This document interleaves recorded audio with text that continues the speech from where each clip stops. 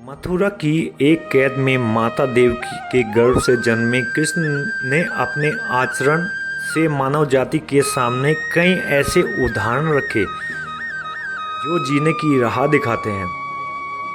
ऐसा ही एक उदाहरण उनके रणछोड़ बनने का। जी हाँ, एक बार कृष्ण भी युद्ध के बीच से ही छोड़कर मैदान से भाग गए थे। फिर भी शत्रु का वध हुआ और हजारों निर्दोष नागरिकों की सुरक्षा हुई। कृष्ण के रणछोड़ बनने की कहानी। भगवान श्री कृष्ण का जन्म कंस का वध कर समस्त पृथ्वी लोक को उसके अत्याचारों से मुक्त कराने हेतु हुआ था। किशोरावस्था में ही वह गोकुल से मथुरा आ गए तथा दुष्ट कंस का वध किया। कंस की मृत्यु से दुखी उसके ससुर जरासंध ने एक विशाल सेना लेकर मथुरा पर आक्रमण कर दिया। इस आक्रमण में उसके साथ शिशुपाल और काल्यावन जैसे शक्तिशाली राजा भी शामिल थे।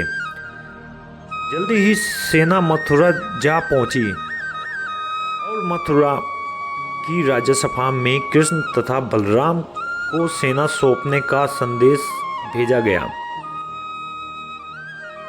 इस युद्ध को टालने तथा मथुरा के निर्दोष नागरिकों को बचाने के लिए कृष्ण ने रातों रात वहां से सैकड़ों किलोमीटर दूर समुद्र में एक नई नगरी द्वारिका का निर्माण करवाया।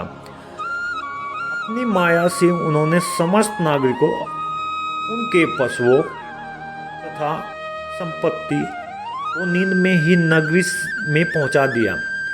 अगले दिन सूर्योदय के समय कृष्ण तथा बलराम जरासंध की सेना के सामने जा पहुंचे और उसे लड़ने के लिए चुनौती दी।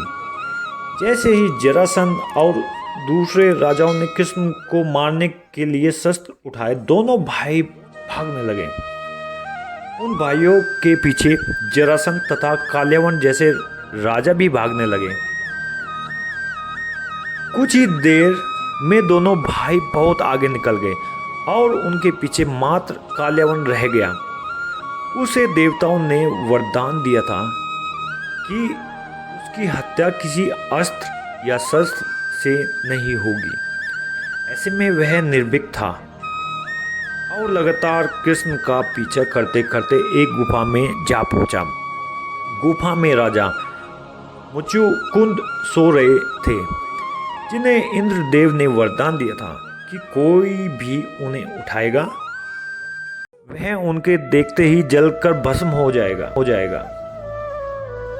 वहां पहुंचकर कृष्ण ने सोए हुए मुचुकुंद पर अपना पीताम्बर डाल दिया और स्वयं छिप गए।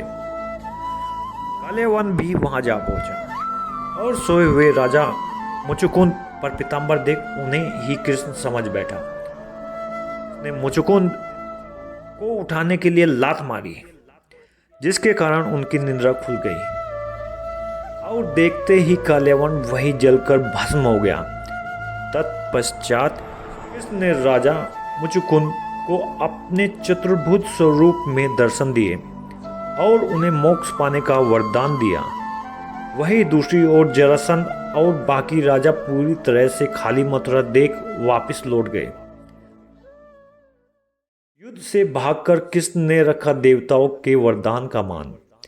कृष्ण चाहते तो स्वयं भी काल्यावन और अन्य अधर्मी राजाओं का वध कर सकते थे, परंतु देवताओं के वरदान का मान रखने के लिए ही उन्होंने काल्यावन को राजा मुचुकुंद के हाथों मरवाया।